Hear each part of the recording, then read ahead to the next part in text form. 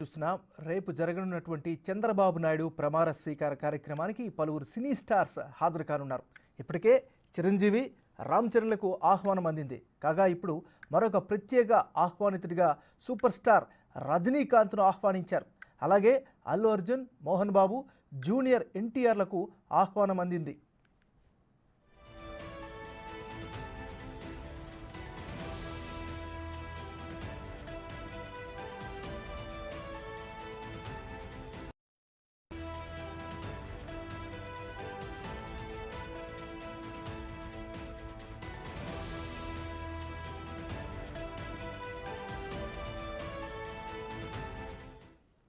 బులెటిన్లో మనం breaking news చూస్తున్నాం.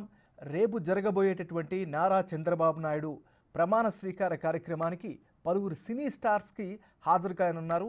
ఇప్పటికే అందుకు సంబంధించి చిరంజీవి, రామ్ చరణ్కు ఆహ్వానాలు పంపించారు.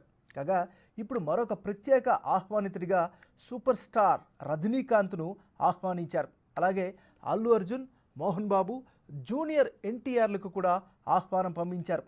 ముఖ్యంగా ఈ వార్తలో ఆసక్తికరమైనటువంటి అంశం ఏంటంటే చంద్రబాబు నాయుడు ప్రమాణ స్వీకార కార్యక్రమానికి చిరంజీవిని ఆహ్వానించడం, రామ్ చరణ్లకు ఆహ్వానించడం ఇదంతా కూడా రెగ్యులర్గా భావించవచ్చు. కానీ ప్రత్యేక ఆహ్వానితుడిగా సూపర్ స్టార్ రజనీకాంత్ కూడా ఆహ్వానించారు. అలాగే అల్లు అర్జున్, తెలుగుదేశం పార్టీకి సంబంధించినటువంటి శ్రేణులు కావచ్చు, సోషల్ మీడియాలో ఈ మధ్యన అల్లు అర్జున్కి బాగా ట్రోల్ చేశారు. దానికి గల కారణాలు అందరికీ తెలిసిందే. మరి ముఖ్యంగా మోహన్ బాబు కూడా గత ప్రభుత్వాలు అంటే 2014 నుంచి 2019 వరకు తెలుగుదేశం పార్టీ ప్రభుత్వం అధికారంలో ఉన్నప్పుడు చివరిలో అంటే 2017-18 నుంచి మోహన్ బాబు చంద్రబాబు నాయుడికి వ్యతిరేకంగా మాట్లాడారు. వ్యతిరేకంగా ఆయన యొక్క వీడియోలు రిలీజ్ చేశారు. ఆయన గతంలో జగన్మోహన్ రెడ్డికి సంపూర్ణ మద్దతును 2019 ఎన్నికలకు ముందు ఆయన ప్రకటించారు.